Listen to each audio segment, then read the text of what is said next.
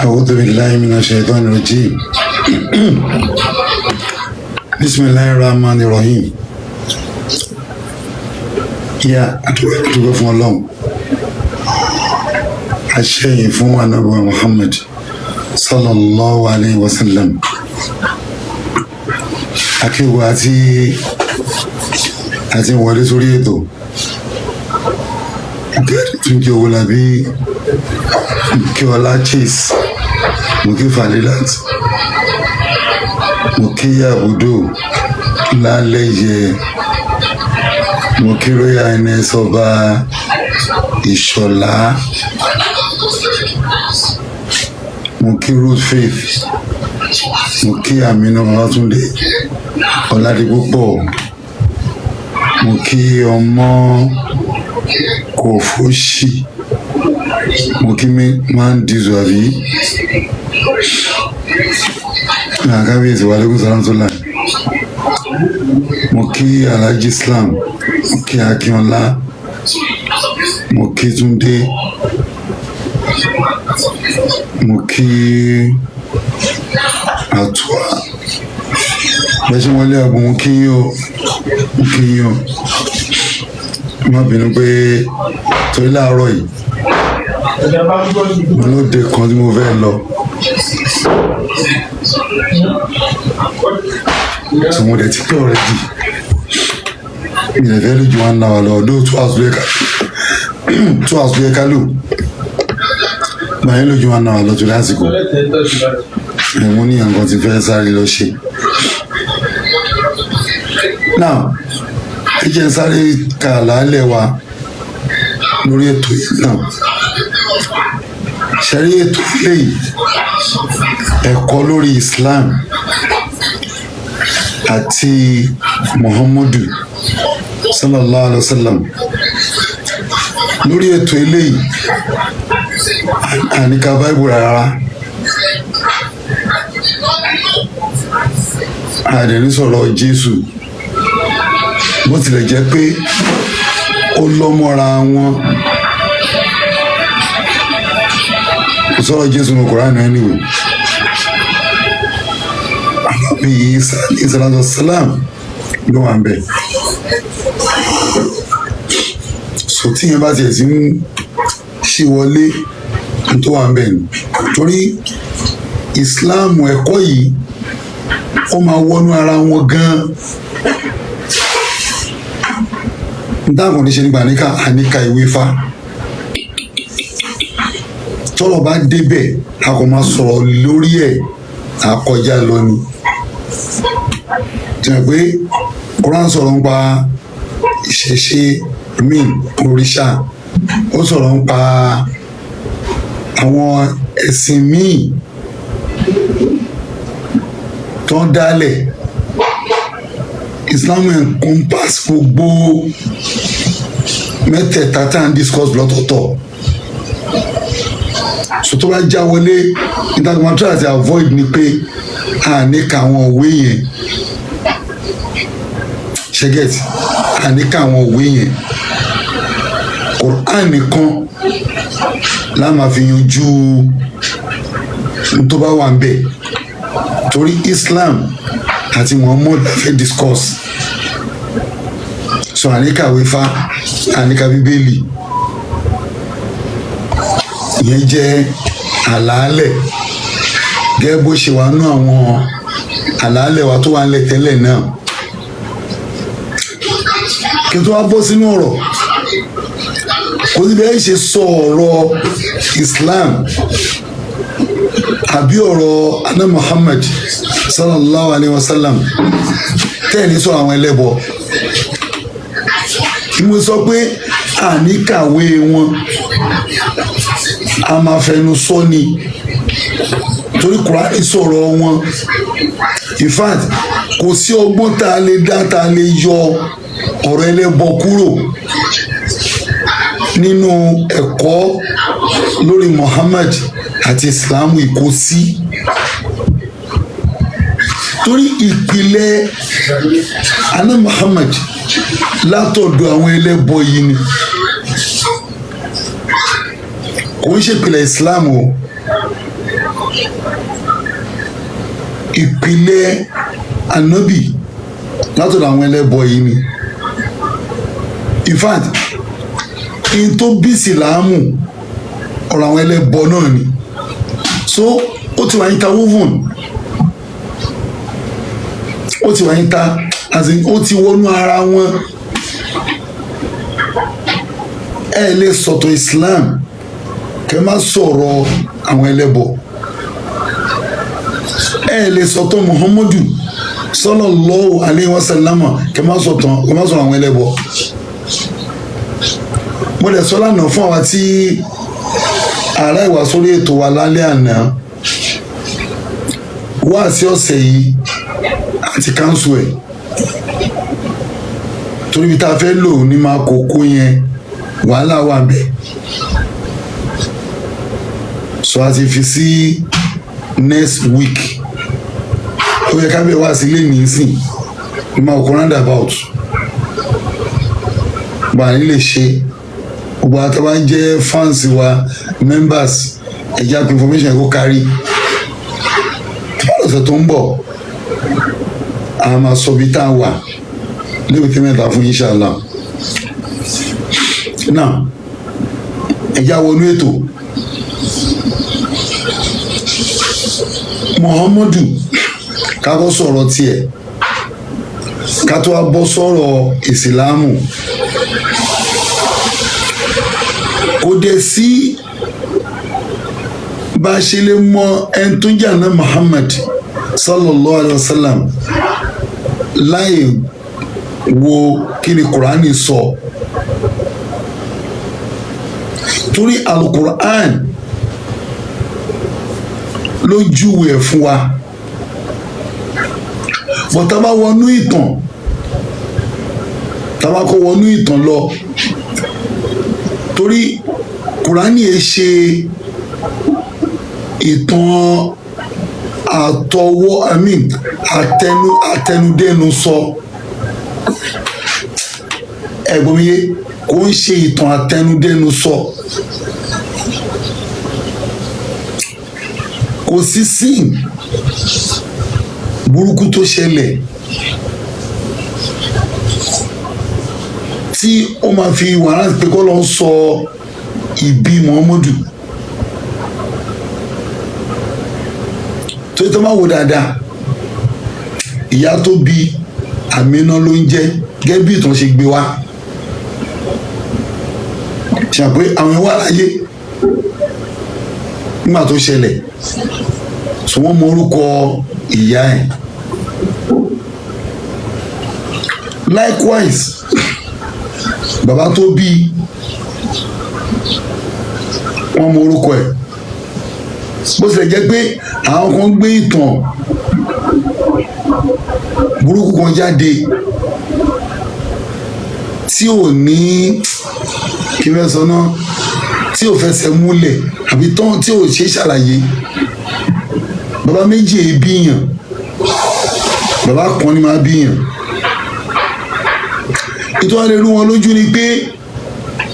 bàbá ti kú kí wọ́n tó bí, bó ó níran náà. Bàbá níran ló jẹ́ pé kò ibẹ̀ ṣe máa claim wulé pé ọmọ ilé báyìí ni mí tó ní lábúrò bàbá. Wọ́n lè ti kú, wọ́n lè wà ká sọ pé wọ́n nìkan ni bàbá ẹ bí, kálá Abdullahi nìkan ni bàbá tiẹ̀ bí, kákan fi sọ bẹ́ẹ̀ ni o. Bàbá tó bí Abdullahi ṣé kò lábúrò, ṣé kò lẹ́gbọ̀n, ó máa nínà.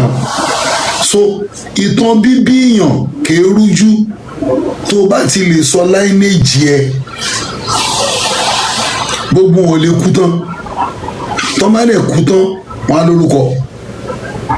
wọ́n á dẹ̀ lọ́mọ pé àwọn nephew mi rè, àwọn ọmọ bàbá, àwọn ọmọ ẹ̀gbọ́n bàbá mi rè, àwọn ọmọ àbúrò bàbá mi rè, ṣé àwọn gbọ́ ló lọ bẹ́ẹ̀. So kán tó bí Muhammadu sallallahu alaihi wasallam, bàbá ẹ̀ ti kú. Ẹlẹ́ẹ̀kejì nígbà tí wọ́n bí kò tí ì gbọ́njú lọ́mọ ọdún 4 tí ìyá ẹ̀ náà ti kú. Ìyá ẹ̀ náà tètè kú, so kò gbọ́njú mọ́. Ó wá wà láàrin àwọn ẹlẹ́bọ. Èyí máa ń sọ kínní kan, àwọn kan máa ń sọ pé bàbá àti ànábì wọn ò bọ̀rìṣà, Allahu alam,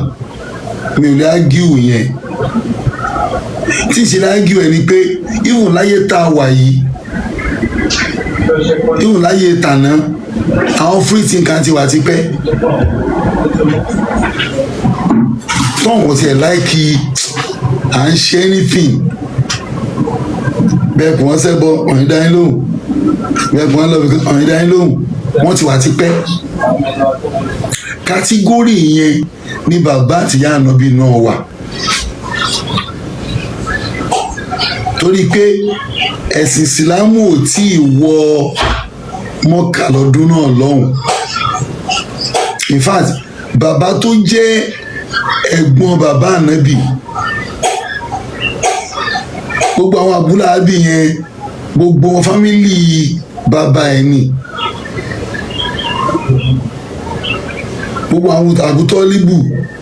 àbúmọ̀tọ́líbù ẹbí bàbá ẹ̀ ni. Ìran Kùrẹ́ṣì ni bàbá ẹ̀ ti wá, tó ń jẹ́ Abdullahi. So mo máa ń lọ ní pé àárín àwọn ẹlẹ́bọ ni wọ́n ti bí. Àwọn tó wá ń jáde lẹ́nu tán ní ìsìlámù, wọ́n wá fi gbalẹ̀ wa ní àwọn ẹlẹ́bọ tó máa ń pariwo òṣì káàkiri yẹn.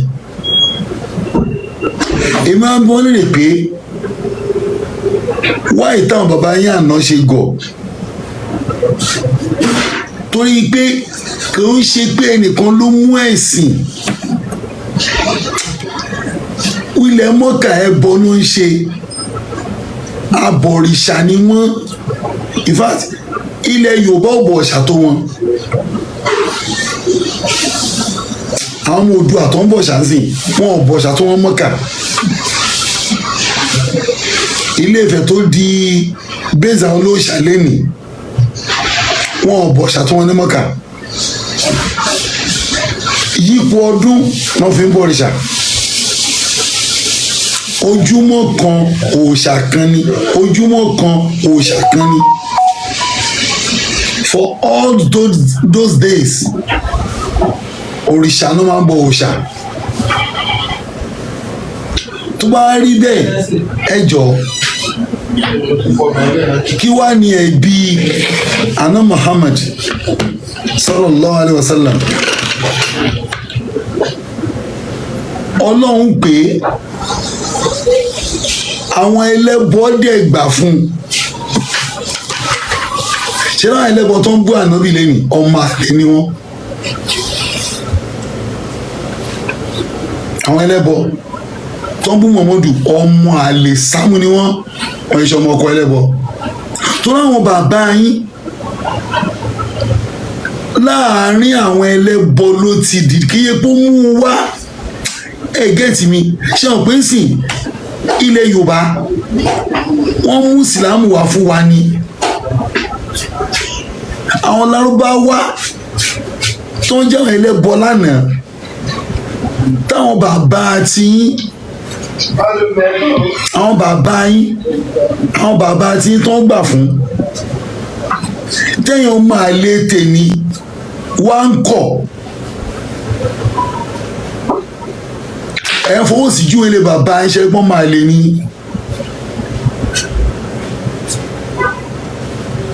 Dílọ̀ ògúngbògúngbè ẹ káàbọ̀.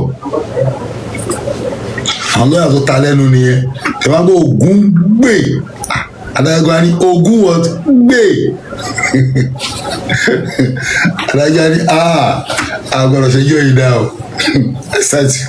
Náà mo máa ń lọ ní pé sọ àwọn ẹlẹ́bọ yìí láàrin wọn ni Muhammadu ti jáde. Kò yẹ pé lọ kọ́ ẹ̀sìn lọ́dọ̀ àwọn kan ó wá mú wá sílùú Mọ́kà. Irọ́ o, ọmọ wọn ni, ọmọ wọn ojúmọ́ kan òòṣà kan. Ó kẹ́jẹ́ ń padà sẹ́yìn. Ànábì Ibrahim aleyhi salatu wa salam, torí orírun Muhammadu náà nìyẹn. Àrọ́mọdọ́mọdọ́mọdọ́mọdọ́mọ Abrahamu ni Muhammadu sallallahu alaihi wa sallam. Ẹjọ́ Abrahamu bàbá ẹ̀ tíyẹn ò tiẹ̀ rújú, ẹlẹ́bọ ni. Òun ni abọ́rẹ̀ ìlú wọn. Tọ́lọ́ ló máa ń gbẹ́, òun ló máa ń fún oníkálukú lọ́lọ́run tiẹ̀ tó máa sìn. Agbẹ́gilére ni, agbẹ́ òòṣà faraàlú ni, nítàn tí ò rújú. Ẹjọ́ ṣé Abrahamu lọ mú ẹ̀sìn yẹn wá fún wọn ni? Ìbéèrè ni o, kẹ́ràn pọ́n máa lè làwọn tó ń bọ̀ òrìṣà tó ń bú Muhammadu. Ṣé kí mo sì là á? Ọmọ àlè làwọn olórìṣà tó ń bú ànábì. Ṣé láwọn tí ò bú ànábì làkún dínú kún wàlẹ́ ẹ̀dín? Àwọn ti gbọ́ yé nìyẹn pé àwọn bàbá wọn tàná ni wọ́n gọ̀ ọ́.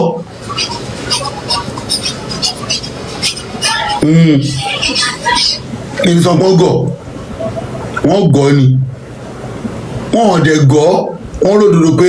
nọ́nsẹ́ǹsì làwọn ń ṣe yìí. Yeah, I'm okay. I love my husband. Ara àwọn ọmọ èṣù nìyẹn. Ẹnà àwọn náà kì í dín àwọn èṣù ni wọ́n nà. Náà mo máa ń lọ ní pé àwọn ẹlẹ́bọ ni wọ́n bí Abrahamu. N fẹ́ ká ṣe làákàyè ní tí mo sọ yìí ni o. N fẹ́ ká ṣe làákàyè ni o. Àwọn ẹlẹ́bọ tí wọ́n ń kọ̀ndẹ́mù Muhammadu lẹ́nì, àwọn ni wọ́n bí àwọn pípù yìí náà. Ẹ gẹ́tì mi, má bínú wò sí náà ni o. Àwọn ẹlẹ́bọ ni wọ́n bí àwọn pípù yìí. Kìí ṣe pọ́n lọ wọ́n jáde lọ. Abrahamu ò jáde lọ láti lọ gbẹ̀sìn àjòjì wa, irọ́ o. Ó rí ìmísí Ọlọ́run. Ẹ mú mọ̀nà lọ́mọ mọ̀kàn èṣù ní ẹ̀nà. Ó rí ìmísí látọ̀dọ̀ Elédùmarè tí wọ́n. Látọ̀dọ̀ Elédùmarè. Ṣẹ̀kú Yorùbá ló ń gbé Elédùmarè. Èdè làwọn sọ tó ń gbé Elédùmarè ní ọba adẹ́dà. Ọba tó ṣẹ̀dá gbogbo nǹkan àti ohun tó ń mí àti ohun tí kì í mí. Elédùmarè ló dá gbogbo wọn lédè Yorùbá. So Abrahamu yìí ìmísí Elédùmarè ló gbà láàrin àwọn ẹlẹ́bọ. Kò ń ṣe pé lọ mẹ́sìn kan wá ń bì kan sẹ́, ẹnìkan ò kọ́ ní tó ń ṣe. Ìmísí Elédùmarè ni. Ó wá gbà ìmísí yẹn, ó wá sọ fún bàbá ọdún bàbá ìlú ti kọ́kọ́ bẹ̀rẹ̀. Torí pé Abrahamu ní máa kiri òòṣà káàkiri tí máa tà fáráàlú, tí bàbá ẹ̀ fi ń bọ̀. Nígbà tó wá gbọ́njú tí ìmísí Ọlọ́run wá dé, kò ní kó dàgbà náà o, ó sì gbọ́njú ni o. Ìmísí Ọlọ́run wá bá pé ó wá sọ bàbá ìjọ kan Jésù bàbá yẹn ń gbé ère tó ń gbé òòṣà tó ń bọ̀. Wọ́n ní bàbá mi kíní kan dẹ̀ ń bá mi sọ̀rọ̀ pé ìṣìnà ni tẹ́ ń ṣe lọ́wọ́lọ́wọ́ yìí. Ẹ gẹ́ẹ̀tì, olóòṣà ni bàbá Abrahamu o. Mo gbé ìtàn yẹn torí mo kò sí báyìí fẹ́ sọ̀tọ̀ Islam àbí ìtàn Muhammadu tá à ní sọ òòṣà. Ẹ gẹ́ẹ̀tì, ohun tí ó kàn ní kàn ni pé tàbá kò máa sọ, torí ọ̀rọ̀ ìsìlámù kò kan Christianity, ó ó kàn kọjá lórí ẹ̀ ni Yẹ̀húdí àti Nàsárà ló ń kàn. Tórà àti Ìnjílà ló kọ Bíbélì. Tórà ìwé Mósè, Ìnjílà ọ̀rọ̀ Ìsá ló kàn kò kọ Bíbélì, but Islam kan ló ṣàgán. Torí ìpìlẹ̀ Muhammadu olóòṣà ni ìdílé wọn, ìpìlẹ̀ Abrahamu olóòṣà ni ìdílé wọn. So a gbọ́dọ̀ sọ̀rọ̀ ká má gbé láti ibi tó ti bẹ̀rẹ̀, kò ṣeé ṣe. Bọ́ọ̀lù Abrahamu ṣe bẹ̀rẹ̀ nìyẹn o. Ẹyẹ tó wá fò lọ sókè. Ànábì àkọ́kọ́, òjíṣẹ́ àkọ́kọ́ Noah tó jẹ́ bàbá àná Muhammadu sallallahu alaihi wasallam, ànábì Nuh alayhi salatu wasalam. Olóòṣà ni bàbá tó bí,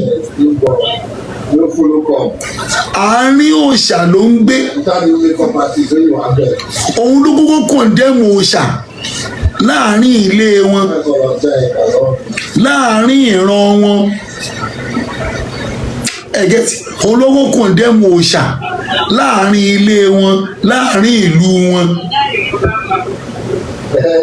Òun ló bẹ̀rẹ̀ wàásù pé má bọ̀ ọ̀ṣà mọ́, Ọlọ́run ni kẹ́sìn. Ṣé pé kò lọ gbé wá láti ta? Alẹ́ tó máa ń bú ànábì ọmọ àlè ni. Ó ń kàn dé máa bàbá ẹ̀ tọpọlọ wọn pé ọpọlọ tòun ò pé. Ẹ gẹ́tì mi, ó ń kàn dé máa bàbá ńlá bàbá ẹ̀ tọ́jú olóòṣà àkọ́kọ́ láyé Noah tí wọ́n gbà fún Noah tó ń gbó òṣàtì tí wọ́n wọnú ọkọ̀ pẹ̀lú ẹ̀ tó ń dẹ̀ là. Ibi tó ń tún dé sí náà ti gba corruption láàyè tó tún wọ̀ wọ́n lára. Kọ́lọ̀ tó wá gbé Abrahamu dìde láàrin wọn náà ló tún ti gbé kó ipò lọ gbèsè wá ń ta kó tó wá dọ́dọ̀ Muhammadu sallallahu alayhi wa sallama. Ẹni pé Musa tó ń pè ní Mósè òun náà kojú ìjà sáwọn ẹlẹ́bọ, torí wà tó kọ́ àwọn Ísírẹ́lì kúrò lọ́dọ̀ Fíráúnà náà tó ń jọ ń bọ òrìṣà, tó ń bọ òòṣà oríṣiríṣi láàrin wọn náà ni ó, àárín wọn ni ó. Olóòṣà tó jẹ́ Fáráò ló tọ́ Musa dàgbà o. Kí ni mo pé aláwọn tó bá ń gbogbo tó bá ń bú Muhammadu ṣe wọ́n èé ṣọmọ ọkọ ọmọ àlè ni wọ́n. Wọ́n ń kọ̀ndẹ́mù àwọn bàbá wọn tí wọ́n gbẹ̀sẹ̀ lọ́wọ́ ànábì ni sallallahu alaihi wasallam. Ọmọ àlè ni wọ́n, ọmọ àlè kò rújú. Ẹ jẹ́ wá wálé torí àsìkò torí mi fẹ́ lójú wọn náà lọ. Now, nígbà tó náà bí wá dé sallallahu alayhi wa sallama tí wọ́n bí, mo sọ lẹ́ẹ̀kan kan tó yẹ bàbá yìí ti kú. Gbogbo wọn tó sọ̀rọ̀ àǹdí ẹlẹ́bọ ni wọ́n. Òun nìkan lọ́lọ́run fi ìmísí yẹn rán.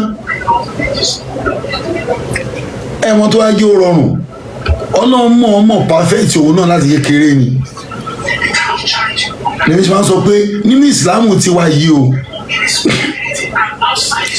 ẹnìkan ò ní jẹ́ apèpè sẹ́sìn kó ọkọ̀ ti jẹ́ ọ̀daràn rí. Irọ́ kò sínú rẹ́kọ̀dù Islam.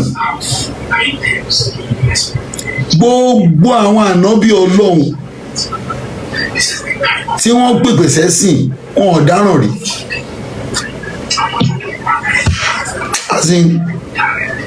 they are not once a criminal.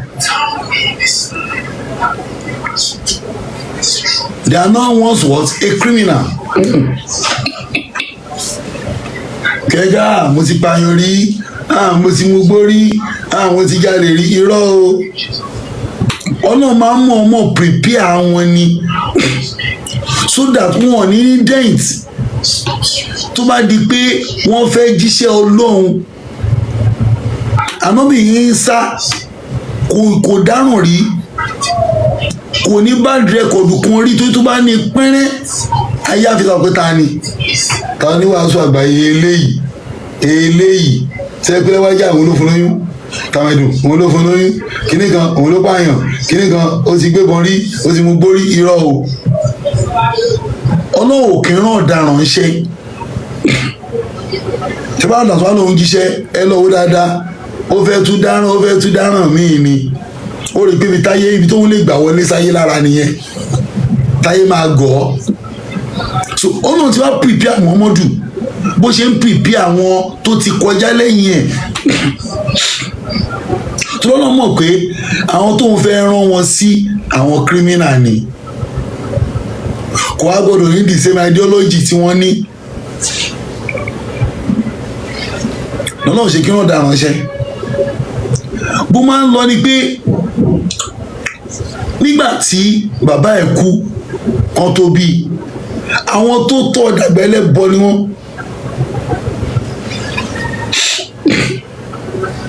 Abu Tọ́líbù tó yẹ̀gbọ́n bàbá ẹ̀, òun ló lórí abọ́ rẹ̀ nílùú Mọ́kà.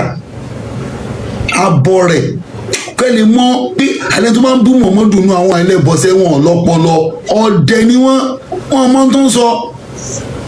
Muhammadu ó ṣe kíní kan, Muhammadu ó yí pátápá, ọmọ àlè ní gbogbo yín.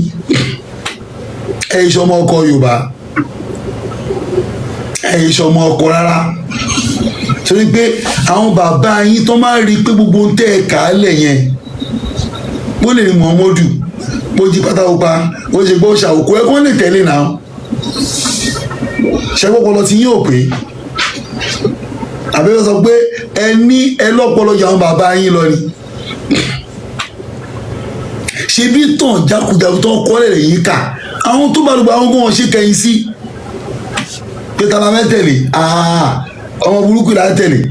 Ta ló kọ̀yìn sínú àwọn bàbá yín? Tọ́jú olóòṣà lè lábá níjọ́ náà lọ́hùn, tọ́jú olóòṣà àbí kọ́nà kan ní gbogbo yìí ni. Ṣé olóòṣà lẹ Yorùbá ó yàtọ̀ sí olóòṣà Lárúbáwá, ó yàtọ̀ sí olóòṣà lẹ Ìgbò, ó yàtọ̀ sí olóòṣà ń jẹ́. Wọ́n ń sọ olóòṣà ni ẹ́. Ẹ̀rẹ́ pé nígbà tí Kúránì máa sọ̀rọ̀ wọn nú sọ́tàwà chapter 20 verse 28, Ọlọ́run gbogbo abọ̀rìṣà ẹ̀gbin ni wọ́n. Ẹ̀gbin lòrìṣà gbogbo ẹ̀gbin ni wọ́n. Ẹ̀gbin ẹlọ́wọ́ ojú ògún náà kí ló ń ṣe bẹ́ẹ̀, a máa rin ṣìyìn tó máa ríyàn lára. Ẹlọ́wọ́ gbogbo ojú bọ̀ láyé ó máa rin ṣìyìn ni. Ẹ̀gbin ni bọ́ọ̀bẹ̀ kan mo lọ. Mo máa ń lọ ní pé àwọn tí wọ́n bí, tí wọ́n tọ́, àwọn tó ń tọ́ in particular olóòṣà ni wọ́n. Débi wípé nígbà tí ìmísí Ọlọ́run dé, mo ní Ọlọ́run ti prepare Ànábì sallallahu alaihi wasallam gbogbo tẹ́ ẹ̀ ń kọ́ ń pa ẹ̀ lẹ́nìí. Táwọn orientalist, táwọn ọ̀dìdìrín kan náà tún gbà wọlé tọrọ òye, tọ́hàn kí n ka Quran, kán lọ wo kí lọ́lọ́run sọ nípa Muhammadu, kán tó máa gbà àwọn àkọọ́lẹ̀ tó tako Quran gbọ́. Àníláàká yìí ni o. Tọ́lọ̀ mọ́mọ́ Ọlọ́run ti jú Ànábì fún wa ká tó a lọ ka ìwé ìtàn. Quran lákọ̀ọ́ gbé yẹ̀wò pé ìtàkà yìí kí ni eléyìí ní ṣe pẹ̀lú tí Quran sọ nípa ẹni yìí. Ẹni tí ò lọ́pọlọ ò lè ronú débẹ̀ láéláé, problem tí wọ́n ní gangan nìyẹn. Bọ́bú mo wá ń lọ ni pé nígbà tí ìmísí Ọlọ́run dé, kí ìmísí yẹn tó dé, Ànábì dàgbà, bàbá ti lọ, ìyá ti lọ. Gẹ́gẹ́ bí ọmọ ṣiṣẹ́ ó wá lọ ṣiṣẹ́ lọ́ndà obìnrin kan tó ń pè ní Khadija. Khadija yìí ó lẹ́gbọ̀n kan tó ń pè ní Wáràkà, gẹ́gẹ́ bí ìtàn ṣe gbé wá o. wáràkà yẹn Júù ni wọ́n á gbé ilẹ̀ Mọ́kà ó mọ̀ pé Khadija fúnra rẹ̀ gan Júù ló máa jẹ́ ìdí àkójẹ́ ìyá ẹ̀ ní Júù àyè bàbá ẹ̀ ìkànnì méjèèjì olówó dẹ̀ ni ó wá ti lọ́kọ rí ọkọ yẹn ó kú ni ìtọ́gbọ́n sọ pé ó ti bímọ rí aláwàlà ìyẹn kọ́ la fẹ́ sọ ó wá lọ bá Khadija ṣiṣẹ́ ibi tó wá fọ́nì síwárì tí Khadija bá kó ẹran ọ̀sìn tí ẹran ọ̀sìn ló máa ń tà bí àwọn málà tó máa ń da àgbò kiri ní pírọ̀dù iléyà ń gbà yẹn àárín wọn máa ń sìn tó máa ń da àgbò kiri da ògúnfe kiri àwọn tá a ṣe rí wọn mọ́ ọ̀dọ́ láti máa ń ra ẹran ní orí títì àwọn ọ̀nà ya gba èrò ilé a máa fọ́ tẹ̀ òye báyìí ni a lè máa fún lówó a lè máa lọ ìyẹn àárín yẹn mọ́ ní ìwé ayé ti la yí ìbẹ́ẹ̀ lọ àbíkẹ́ lọ sí wọn ní tẹ ẹran kẹtùrú ẹran lọ́wọ́ yìí. bó máa ń lọ ni pé ànábì Khadija ti wá fún ní price pé eléyìí o 10 naira ní kò ta o eléyìí o 20 naira ní o eléyìí o 15 naira ní o eléyìí o 30 naira ní o. tó bá di pé rọ́ọ̀ṣì bá wà gẹ́gẹ́ bí àwọn ọlọ́jà náà ṣe máa ń ṣe culture ọlọ́jà nìyẹn rọ́ọ̀ṣì wà eléyìí fẹ́rẹ̀ ẹran lílà àgùrá ẹran tó ń rà ìdẹ́bílẹ̀ bí ó ti wọ́n bì kan òun náà fi price lé agbèrè lórí ó lójú ẹni tó lè ṣerú ẹ̀ tí ẹ bá ṣe Muhammadu sallallahu alayhi wa sallam nígbà tí mo tajà lẹ́kọ̀ọ́ tí wọ́n bá ọ̀gá mi tajà ní nọ́mbà 32 Ọ̀fin road between 1991 to 96 lọ́dún náà lọ́hùn tá bá ti dọ́jà láàárọ̀ a kọ́ máa lọ ṣe market survey market what survey instruction nìyẹn èrò náà tún ta ọjà má ti dé kí n tó ṣí ṣọ́ọ̀bù máa kọ́ jáde lọ máa lọ ná àwọn ọjà táwa ń tà èlò ni wọ́n tà láàárọ̀ yìí tóró létí wọ́n ká máa mọ̀ tí má ṣe wá padà sí ṣọ́ọ̀bù tí má wá ṣí má ti display tán orí tó tà lọ́jà máa tà tí má tún wá rí pé èrò ti ń pọ̀ ṣẹ́gun tí mo tán tà àpapọ̀ mi tó ga mi ní kí n ta mo ní market survey ọlọ́run kí n kórí jámbẹ̀ yẹn má rí pé ọ̀rọ̀ ṣì wá ń pọ̀ nítorí pé at times ẹni bá fẹ́ rà tí wàá rí pé àwọn tá a ti mọ̀ ní bulk buyers tá a ti mọ̀ pé àwọn eléyìí o wọ́n ra méjì mẹ́ta bíi látòrí 10 dé 20 30 náà máa rà tí máa rẹ́ni tí mi ò rí rí tó wá ń ra 10 abẹ́ntẹ́ pé tó máa wá tẹ́lẹ̀ 2 mẹ́ta ni máa rà tó máa lọ tuntun tà tó máa ra 10 máa ń pè á 10 tó wá rà yìí kíní tí wọ́n lọ́jà rẹ o kíní tí wọ́n rẹ o màá wá close ṣọ́ọ̀bù màá fà ẹ bá ń wo ètí mo pàtẹ yìí o màá tún wá lọ sí inú ọjà màá tún lọ ná òkè ó ti wọ́n èmi náà tún wá gbé sókè ṣé àwọn ọ̀gá mi ò mọ̀ bó ti wọ́n lọ́jà túbọ̀ wá dì máa sọ pé madam ọjà bábábábá tí a tà oye tẹ́ ní ta oye báyìí mo tàbí ó ti wọ́n lọ́jà o àwọn ọ̀rá tí wọ́n Nàìjíríà á import ẹ̀ ní o just juice baked beans àti bẹ́ẹ̀ bẹ́ẹ̀ lọ àwọn imported àwọn can food yẹn la máa ń tà lọ́dún náà lọ́hùn èmi náà wá fowó kún màá wá deliver fọ́gá mi tó dé mi ò ní pé a lè padà sí US àbí kó tuntun wọn báwo ni ṣe máa ń ṣe ní sallallahu alaihi wasallam àwa kó àtèrè àtọ́jú owó fún Khadija nítorí Kàdíjà fọ́ ni pé kò tí ì gbọmọṣẹ́ irú ẹ̀ rí. Ọ̀gá mi náà jẹ́rìí sí ìjọ tọrọ kan ṣẹlẹ̀ mo sọ sórí yẹn rí, ó padà regret pé Jamiu mo miss ẹ gan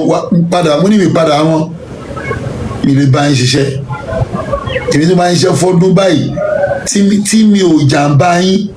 ẹ wá torí ẹ̀sìn tẹ́ fẹ́ kí n gbà ẹ wá set me up. Mo lè fi búra lé Barikis ọmọ mi káàbọ̀, mo lè fi búra lé pé tó wáyé pé mi lẹ́ mo ṣe tẹ́ àlẹ́ yìí lórí yìí o, oṣù mẹ́fà mo fún yẹn máa sọ dọ́bù owó yẹn nù, ó lè sọnù ló ṣe rán ìwà pè mí pé ó ní Jamiu wòlíì Ọlọ́run ẹ ó dẹ̀ sọ bẹ́ẹ̀ ó dẹ̀ rí bẹ́ẹ̀, ó ní ó rí bẹ́ẹ̀ tó mọ̀ pé ìtẹ́jú fún mi yẹn ó dùn mí, ẹ̀dẹ̀ mọ́ wọn set me up rí káfí yẹn lẹ̀. yìí tó jẹ́ Kàdíjà wà wò pé òkè ọmọ yìí tó bá fi ṣọkọ tó bá fi sí ìjáàjì ìhun tá a ní ẹ̀mí tá a ní máa gùn. Àdíjà ló tòsí ànábì sallallahu alaihi wasallam, ẹ̀yọ̀ sọ́pọ́sì kí ọmọọṣẹ́ tòsí ọ̀gá ẹ̀, ọmọọṣẹ́ ṣó lè tòsí ọ̀gá ẹ̀ possible now. Gbàtọ́ yín bọ́gà mi ṣe ń gbà yẹn ọ̀gá mi fáìn gan o, Kẹ́mi Dánáyàm ó fáìn pa ó fáìn dákú, ṣé yẹ Kẹ́mi tòsí ẹ̀ ẹ̀tọ́kùnrin máa ń dùn ni tó máa ń dùn gidi. Even gbàtọ́ ọ̀gá mi yẹn lọ tó ń gbé ọ̀gá mi Ayọ̀dún Emmanuel náà fáìn pa, ṣé ó pọ̀ sí tòsí wọn àwọn náà lè tòsí èmi tó ọmọọṣẹ́ lèmi. Àdíjà ló tòsí ànábì torí loyalty àti òótọ́ torí lọ́wọ́ ẹ̀ ló fi fẹ́ lọ́kọ. Ìjọ tí mi sí wá dé bí tó ti lọ meditate àná bí ò bọ̀ òrìṣà rí o, òun ò bá wọn bọ̀ òrìṣà rárá, ó kàn kórìíra òrìṣà ni pé ṣé lè gbá làákà ìmú. Báná bí Ibrahim ṣe bá wọn bọ̀ òrìṣà rí, báná bí Nuhu kò ṣe bọ̀ òrìṣà rí, ṣe tíkẹ́ẹ̀tì òun náà bá wọn bọ̀ òrìṣà rí tó ló takò láàkà ẹ̀ pé àwọn alákó àwọn kìíní ìjọ náà, àwọn alákó orin ìjọ, àwọn alákó èrè ìjọ láti máa forí kanlẹ̀ fún wọn ní táfọ́ ara wa ṣe nọ́nsẹ̀nsì rẹ̀. Ìjọ tí mi sí wá dé torí tó bá lẹ́rù tí màláíkà yọ sí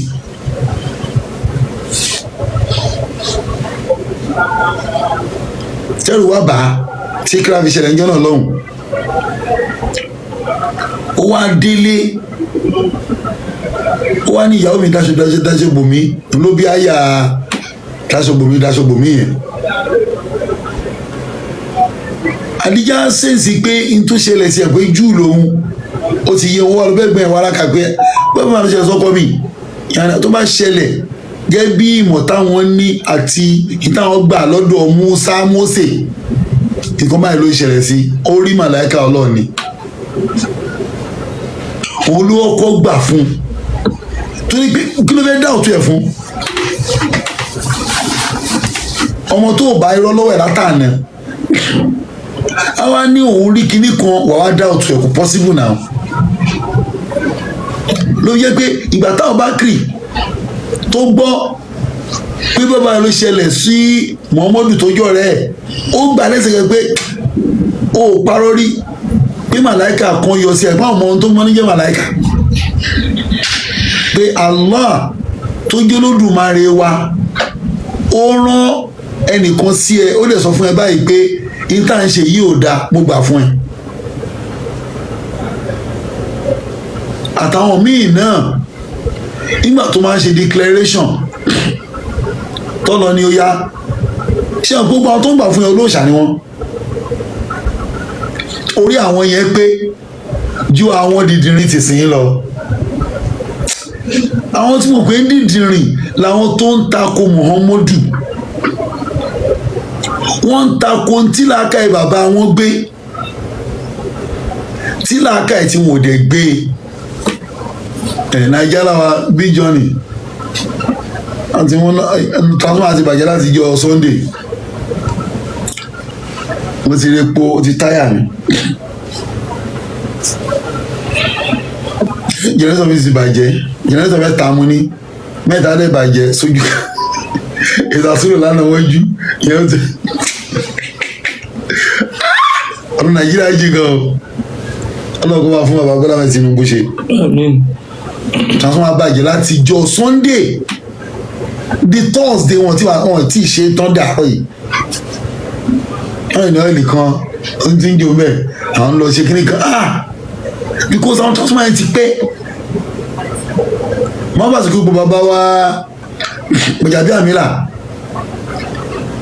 ẹjọ́ ẹ fojú àánú wà ní Ìjẹ̀ṣà o, kind gesture yín ẹ bá náwó ẹ̀ débi a ní transformer, at least transformer yìí street tó ń lò wọ́n á lé ní 8 transformer yìí ọkàn tó ètè máa ń bàjẹ́ ọgọ́ nìyẹn. A ní transformer 2 kán lè discharge ẹrù orí eléyìí. Àdúgbò tó affect pọ̀ gan o, ó affect àdúgbò wa, ó affect àdúgbò tó wà lẹ́yìn bí, ó affect Angia, ó affect Edo station lọ́hùn, ó fẹ́ affect ẹ̀dẹ́ Sànyà. Ẹgbẹ́ ìjìnà tó transformer yìí ọkàn abẹ̀yìn bàbá àgbàlagbà Gbajabiamila ẹ̀ràn wa lọ́wọ́ níjẹ̀ṣà, a ní transformer at least 2 àbí bó tẹ̀ jẹ́ ọkàn ká pín street yẹn padà sọ́nà 2 ọ̀nà àbádó tì. Náà mo máa lọ ni pé mo láwọn olóòṣà nígbà táwọn yìí declare pé ókè o, ó wá pé gbogbo ọjọ́ mo kí mo wà Zakaria ẹ̀ka bọ̀sà, ó wá pé gbogbo àwọn olóòṣà jọ àtàwọn ẹbí ẹ̀ lórí Abúlà Àbí tí wọ́n sọ pé ó pa 100 màálù ìjọ tí wọ́n bí tọ́lábùrò bàbá ẹ̀ ni. alóògbé bí wọ́n léèrè pé ẹ̀yin ará Mọ́kà, ẹ̀yin ẹbí mi tẹ́ ẹjọ́ lóòṣà, àwọn abáàgì ti gbà fún gbà yẹn o, àdíyá ti gbà fún gbà yẹn o, àtàwọn kọ̀ọ̀kan náà ó ti ń léèyàn lẹ́yìn nínú àwọn olóòṣà ni o. Gẹ́tì mi, àwọn olóòṣà ló develop Muhammadu, àwọn tó ní wọ́n pè nìyẹn. Ṣé láwọn tó ń bá ọ̀nà bíi ní orí tí wọ́n gbé ọmọ àlè ni wọ́n máa lè. Àwọn bàbá yìí tàná ni wọ́n kú Muhammadu lọ́wọ́ lórí tó gbé dání, kò lọ gbá láti ta o, ó sọ pé Ọlọ́run kọ sóhun, Olódùmarè kọ sóhun, wọ́n dẹ̀ gbà á torí pé ọpọlọ tí wọ́n gbé,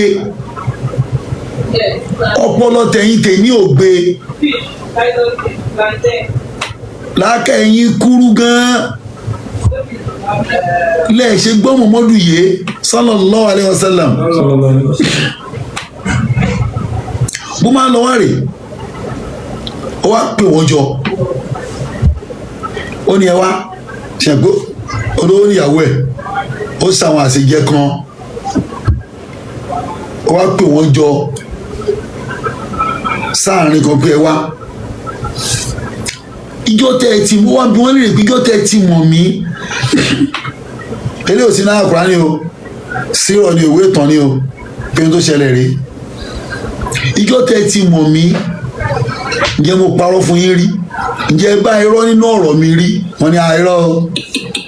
olóòótọ́ ni kódà àwọn náà fún ní asidik, olódodo èèyàn, oyè tó ń fún nìyẹn asidik, olódodo èèyàn, ẹni tí ì parọ́ tí ó bá ṣe rí gẹ́lẹ́ ló ṣe máa sọ. Ó wá ní òkè ká má bí àpẹẹrẹ pé tí máa wọ pé iná ń jó lórí omi,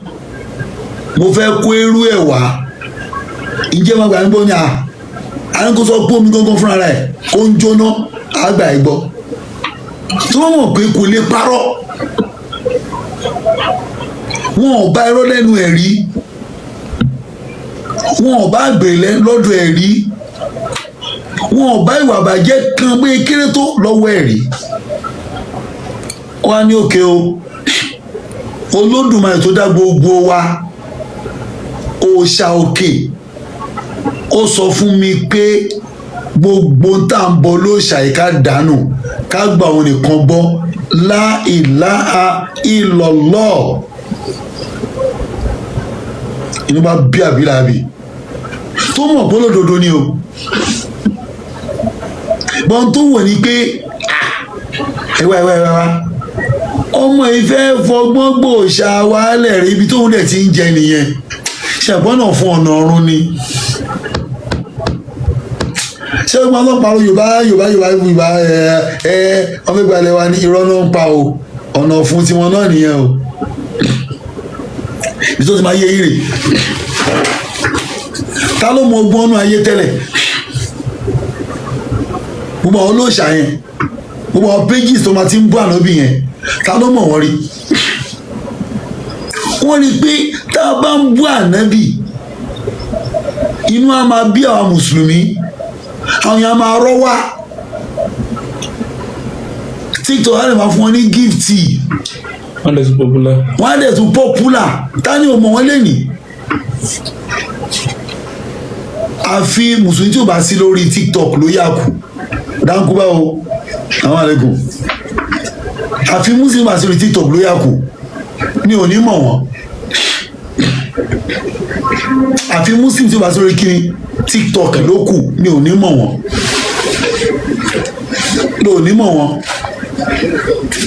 kò ní tó ń ṣe ń bẹ̀ yìí kò máa destroy ànábì lọ sallallahu alaihi wasallam ṣẹ̀gbọ́n náà ọ̀run ni ọ̀nà fún ni àwọn bàbá wọn tàná wọn destroy ànábì àwọn náà kún ànábì lọ́wọ́ lórí ìsìláàmù tọ́lọ̀ ń gbére lọ́wọ́ àwọn bàbá wọn tàná àwọn Abubakar àwọn Umaru àwọn Usmanu àtàwọn sàábé míì bẹ́ẹ̀ olóòṣà ni wọ́n dẹ̀ gbé ànábì lárugẹ wọ́n dẹ̀ tẹ̀lé wọ́n gbà fún torí pé àwọn òfin òòṣà jẹun Abúláhábì tó ẹ́ pòṣà lòun fi ń jẹun lọ́kọ́ pariwo lọ́kọ́ gbà níbi ìṣépè pé inú tó pè á sí rè láìláìlá ìwọ inú bá sí rè inú bá bí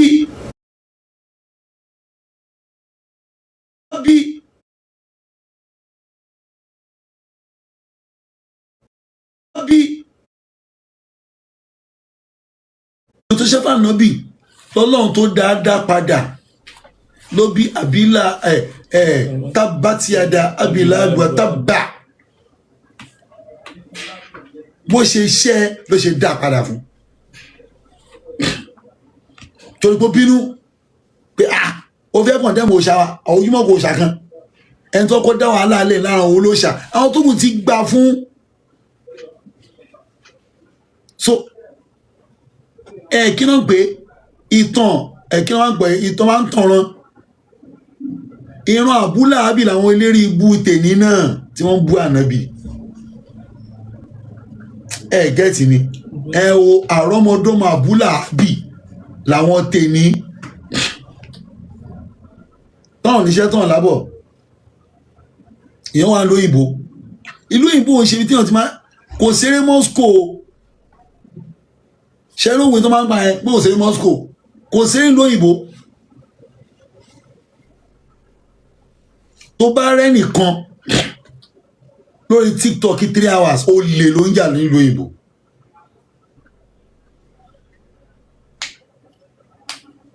ẹjọ́ kí ló fẹ́ fi kún náà everyday ok nsìn mo lẹ́nìkan ó ló máa ń ṣiṣẹ́ 4 days in a week tó jẹ́ official iṣẹ́ ni o official iṣẹ́ ni o ó wá ní 3 days off ṣẹ́rí 4 days omi iṣẹ́ yẹn kò lè kà 3 days off yẹn tó ní gbogbo 4 days yẹn ó máa san tax bó bá ṣe wọlé náà ti ń gbọ̀n yọ ó dẹ̀ máa san wọlé kò lè jiná lò ó máa sanwó omi gbígbóná sanwó omi tútù sanwó gbá sanwó àwo kò sọ́fẹ̀ẹ́ lóyìnbó insurance kò ní gbà kó má sanwó ṣé mi àti ẹ̀sùn insurance Nàìjíríà lẹ́yìn tó pàtí mọ́tò wa owó tó kù Sahara ní insurance bí nǹkan ṣe mí ẹ̀ Sahara ní ẹ́ ṣáwá ní health insurance ṣé wọ́n ṣe mi ṣe gbogbo ẹnu máa sọ́yìn lóṣooṣù ọ̀rẹ́ mi á ní lọ́bàgà ó yẹ kóun fi jọ́ mẹ́ta ẹ máa sinmi ni bọ́ tó máa fi ń sinmi òun ò ní lówó ránṣẹ́ sílé kò dẹ̀ lè ká tó wà ńlẹ̀ tó máa san ní bills tó máa fi gbogbo ẹ̀ máa san bíìlì tán ni kò ní ṣẹ́kù ó ní ṣe wá rí ọjọ́ mẹ́ta tó kù yẹn òun tó máa lọ yọ àwọn iṣẹ́ kan ṣe unofficial nìyẹn owó yẹn làjẹ mọ́nú tán ní tax ẹ wá àwọn ọmọ ilé tó wà ní TikTok yìí ètò à Germany ètò à UK ètò à ní France ó lé gbogbo wọn ike náná wọ́n rí jẹ dáadáa ní tó ń ṣe yẹn owó wọlé sí wọn lápá àwọn dìdìrín ẹgbẹ́ wọn tó máa lọ ní òtútù tó máa làágùn tó máa rò pé wọ́n ń gbé òòṣà wọn lárugẹ ó lè ní wọ́n ó lè èyí wọ́n sọ bẹ́ẹ̀ ó lè ní wọ́n ó lè náà ń jà mí sọ́wọ́n ó lè mi ò sọ láti sọ ó lè náà ń jà ìwọ tó bá délé ìgbé máa pé lò onímọ̀ pé ó lè ní wọ́n ń jà ẹ̀ pé ẹ bá wọ àwọn Facebook láyé ìgbà kan àwọn obìnrin máa ń pọ̀ lórí kíní kan ní London ṣe ẹ̀rí wọn mọ́sìn ẹ̀wọ́n ti dínkù wọ́n ṣe wípé you must work at least ó kéré pé 3 good hours lójúmọ́ owó lọ ṣe 3 hours lójúmọ́ wọn bí ẹkú wà dé wà nọlẹ̀ ni iṣẹ́ òyìnbó kọjá ẹ̀jẹ̀ ìjókòó díẹ̀ ó rẹ̀ níbo wọn bí ẹkú orí ìdúró máa fọ 12 hours wọ́n fẹ́ iṣẹ́ wọn lẹ́yìn kò ní ọ̀fù 1 hour ìjọ ṣé ọ̀fù 1 hour tí wọ́n lẹ́nu iṣẹ́ máa ṣe TikTok 3 hours ṣé ọ̀ tó ti fi iṣẹ́ dé tó ti rẹ̀ pa máa jò sórí TikTok ẹ̀yìn èèyàn mi mo tún dé o mo ṣe ti fi iṣẹ́ dé ni wàá lo 3 hours wọn bí eku àwọn ilé ìtọ́wò ní 3 hours ó lè náà ń jà ó lè ni wọ́n ń jà ó lè ni wọ́n ń jà wọ́n wá ń tako àwọn bàbá àwọn tàná tí wọ́n gbà fún Muhammadu ṣe láwọn tó wá gbàdà gbógun tànábì lẹ́yìn tí ọ̀gbẹ́ni ariwo ẹ pọ̀jọ lẹ́yìn tí Àdíjà ti kú lẹ́yìn tí Abu Tọ́líbù ti kú àbí Abu Tọ́líbù tó ti kú ni wọ́n ẹ̀ṣẹ̀ gbógun tànábì torí pé ìjọ tó lọ bá Abu Tọ́líbù pé wá sọ fún ọmọ ẹ̀gbọ́n yìí tí ò bá dákẹ́ tó ń sọ a máa pa ìyàwó olóòṣà ìlú Mọ́kà a máa pa o mo fún wa ní mo bẹ̀ láti basis ká ní mo tá a fẹ́ wọ̀ lọ ní next episode tí o máa tó close nísìn ní ilé ìgbìyànjú wọlé lẹ́nu mo busy gan lẹ́nu gan mo busy gan so ni wọ́n ṣe mọ̀ọ́mọ̀ wá bá ẹ̀gbọ́n àbá ìpè wá lọ sọ fún ọmọ àbúrò ẹ pé ọmọ ń kú ẹ pé tí ò bá dákẹ́ tó ń sọ yìí a máa pa o bàbá wa lọ bá ànábì sallallahu alaihi wasallam pé Muhammadu wa tó wọ́n mọ̀ pé kí epo lọ gbèsè àjòjì wa kò ń ṣe mọ́ ọ̀kan ló ṣẹ̀sì yẹn ló lọ kọ lọ́dọ̀ wọn wá ìmísí Olódùmarè tí wọ́n ní tọ́nà gbogbo kò ń parọ́ fún yàn kò ń ṣòpùrọ̀ ó lóòótọ́ ni táwọn olóòṣàdé gbà fún táwọn máa lé àbú ọmọ àlẹ ọmọ àbúlà ábì ọmọ Oòduà tó sákúnlẹ̀ Mọ́kà pẹ̀lú òòṣà wá sí Ilé Ifẹ̀ tó wá dá Ilé Ifẹ̀ rú. náà máa lọ ní pé bí ọ̀rọ̀ ẹ̀ ṣe lọ nìyẹn o ó máa lọ wá pé kí ló fẹ́ gbà MJBS kábọ̀ àwọn fẹ́ close o méjì nìyẹn náà wọ́n á lọ ní pé ó wá ní pé kí ló fẹ́ gbà a máa fún ẹ ṣó fẹ́ jọba Mọ́kà a máa fún ẹ ìyàwó a máa fún ẹ ní wọ́n fẹ́ sọ name your price name your price ló bá anábìá ní bàbá ẹ má bínú sà tó bá gbé oòrùn sọ́wọ́ ọ̀tún mi àwọn ẹ̀dẹ̀ ti dún ta pé a fẹ́ gbọ́n tó fẹ́ bá bọ̀ ká tó dì pẹ̀lú ọmọ yìí èyí la máa pa tó bá gbóòrùn sọ́wọ́ ọ̀tún mi tó bá ní ìmọ̀ control ẹ̀ yíyọ wíwọ̀ ẹ̀ ṣàgbé kò ní tó jù yẹn lọ tí wọ́n bá fẹ́ jẹ́ bastard billionaire kò sí business náà láyé kò sí business náà láyé tó wà profitable ju kí èèyàn ní kápá oòrùn àti òṣùpá lọ òṣùpá ò tiẹ̀ tàrùn ló tà jù kọ́ ẹ pé èmi control oòrùn lágbàláyé nínú gbogbo àwọn ìlú òyìnbó yẹn tó tún fẹ́ báyé wọn jẹ́ ń sìn tóbi náà ṣe kú bẹ́ẹ̀ ni ilẹ̀ mi ò tí padà sí sísítẹ́ẹ̀mù ilẹ̀ yìí kò lágùn mọ́jú ni ṣe ló tútù oṣù gan ẹ ó dàbí ọdún kan lára mi ni o mi ì tí ì rìkọ́bà mo ò tí ì rìkọ́bà o mo máa lọ ní pé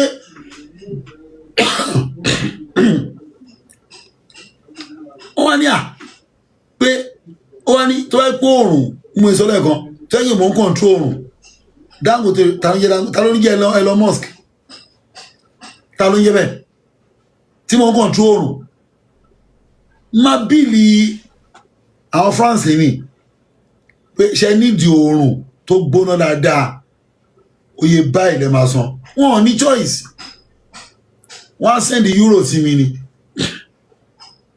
oòrùn tó sí France fún wọn tó máa gbóná tó máa feel it ẹ̀wọ̀n ti challenge òtútù fún wọn nìyẹn àwọn ará Germany àwọn náà ní ìdí àbí ẹ consult mi máa lówó kú ni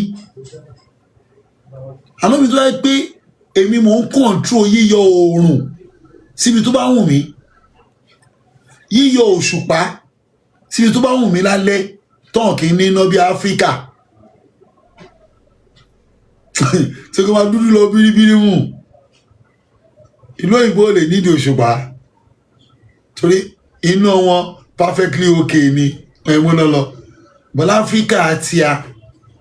inú owó ìjẹ̀ṣà ṣe wá dá ló máa dúdú bíi àwa nídìí òṣùpá màá ṣàánú yín mi níbi tí wọ́n mọ̀ pé olóṣì ló pọ̀ nù yín màá kàn fún yín ní price díẹ̀ gòkè ẹ mú ibà yìí wá kí n fi tọ̀ṣùpá fún yín tó máa mọ́lẹ̀ tẹ́ máa rìn bígbà tẹ́ ń rìn inú oòrùn. alóòtú pé bẹ́ẹ̀ ni Ọlọ́run ṣe yọ̀ǹda fún mi pé mi mo control méjèèjì yìí tí wọ́n sọ yìí mi ò ní dákẹ́ bàbá wa helpless pé in tí ò possible ọmọ ìgbé wa in tá ní kápálẹ́ lórí in tá lè fún ọmọ ìbéèrè ó rí pé kò no go area ní túmọ̀ ẹ̀ ó ti yé ó lè lọ bá ó lè bọ́ta àní ó dà ẹ mórí ẹ̀ wá ṣógbà bí ó gbà bla bla ariwo pọ̀ bàbá dẹ̀ ni wẹ́ ẹ bá fẹ́ ṣopónú yín tó fẹ́ pàdánù ọmọ àtìyàwó ẹ̀ kó nọdà sórí pé òun fẹ́ pa Muhammadu olóòṣà abọ́ rẹ̀ lú ni o no gẹ́ẹ̀tì origin Muhammadu àti Islam nílùú yẹn abọ́rẹ̀lú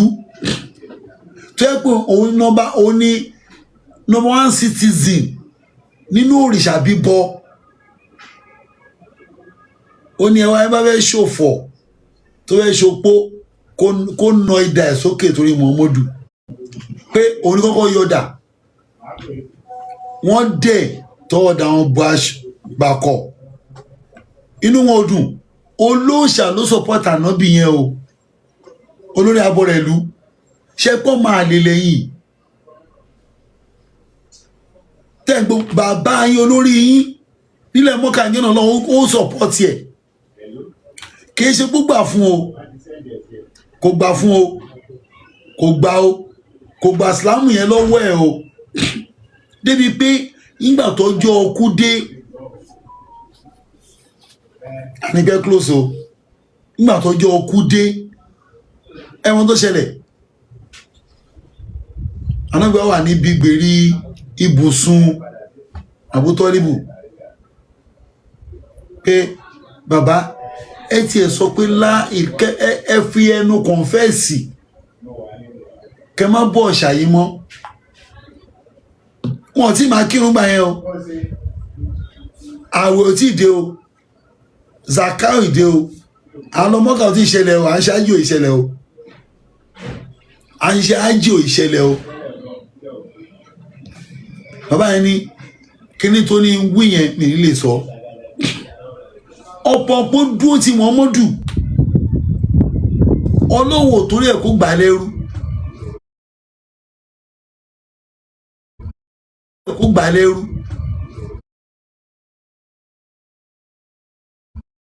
kó gbà lẹ́rú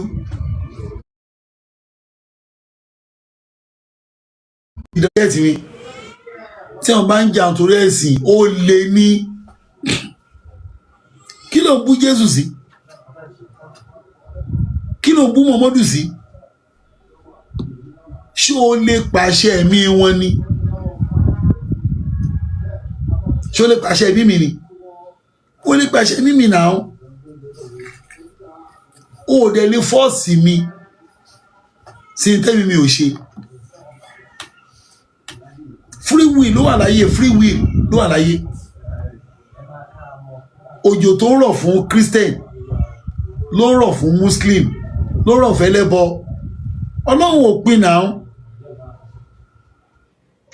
kí wàá lógun tẹ́yìn ń gbé kí ni ìjà tẹ́yìn ń jà ó lè ní náà alibára sọ̀rọ̀ tó bí ìnùbí lóko ní ká gbé lógun ó yọ̀dà sí mi yọ̀dà sí kí wàá ní wàhálà tá a bá ka yóò dàbọ̀ máa ṣépè fáná bíi ṣépè fóògùn ṣé fọ́nrọ́mìlà ó nílà káyé ni ó ṣe máa ṣépè fún wọn for what cause ṣó lè jà fọ́lọ́ ni ẹ̀yin lè máa ń gbèjà àwọn òòṣà àwọn ègbèjà lọ àgbà ní TikTok tó bẹ̀rẹ̀ ilé ṣe lè ti pẹ́ náà ẹ̀yin lè máa ń gbèjà àwọn òòṣà àwọn ègbèjà lọ ká wàásù ni tó bá wọn kó gbọ́ mọ́ wọn má gbà wàhálà àti ẹni yẹn mo sọ ní ma sọ mi ti lọ. So on this note ẹ jẹ́ kí ibi tá a parí ẹ̀ sí lẹ́nìí ni pé àwọn olóòṣà wọn lọ bá nàbí wọn rán èèyàn sánàbí pé dákẹ́ tó ń sọ yìí má continue ìbẹ̀là story yẹn la bá dé tó bá rí gẹ́gẹ́ mẹ́jọ pẹ̀lú ògo ọlọ́run fẹ̀mí wálẹ̀ fún wa lálàáfíà á continue ẹ má bínú pé to as mo promise but torí event mo nílé mi mo yẹ sọ di 1 hour ẹ má bínú ẹ kí mi ìgbẹ́ anybody wọlé tó bá rí gẹ́gẹ́ mẹ́jọ gbogbo ọ̀rọ̀ tí máa sọ ní 30 minutes lọ 1 hour 30 minutes tó kù á fi máa jù fọ̀rọ̀ ojú mi tó ro ọ̀rọ̀ kò dẹ̀ sí èbú o kò sí èpè àìṣe lérí ètò tiwa tí wọ́n fẹ́ ṣépè bí èbú ẹ lọ ètò bòmíì ó kí pátá bá wà tó wà pẹ̀lú wa láti ìbẹ̀rẹ̀ ètò yìí tí ìgbà tí a fi parí ẹ̀ àsìkò yìí tẹ fílẹ̀ ọ̀nà ìjẹba mi tó lérè la haula wala quwwata illa billah. A pàdé ní ọjọ́ Sunday láago 4:30 dó torí pé àníwàsí lọ́sẹ̀ yìí ó ṣeé ṣe kí n ṣe kan lọ́wọ́ aago 11 àbáago 10 níjọ́ Sunday ẹgbẹ́ mi nídìí pé mo fẹ́ sùn wọ́jú àmì pé mi ò ní sùn wọ́n yíyàrí ó ṣeé ṣe ni o kí n fi tí a ìrọ̀lẹ́ Sunday yẹn sí àárọ̀ tí wàá lè jẹ́ ìrọ̀lẹ́ náà ní aláwàlà ìjà pàdé pọ̀ kò sí wàásí lọ́sẹ̀ yìí kò sí wàásí lẹ́ni ọ̀la sọ ẹdínmọ́júmọ́ Sunday kò sí wàásí ó di ìjọ mẹ́jọ lóògùn Ọlọ́run kò fi ẹ̀mí wálẹ̀ kó gbàdúrà ẹnì kọ̀ọ̀kan yín mo kí yín lẹ́ẹ̀kan sí o ẹ kú àdúró tì sáwọn àlékún.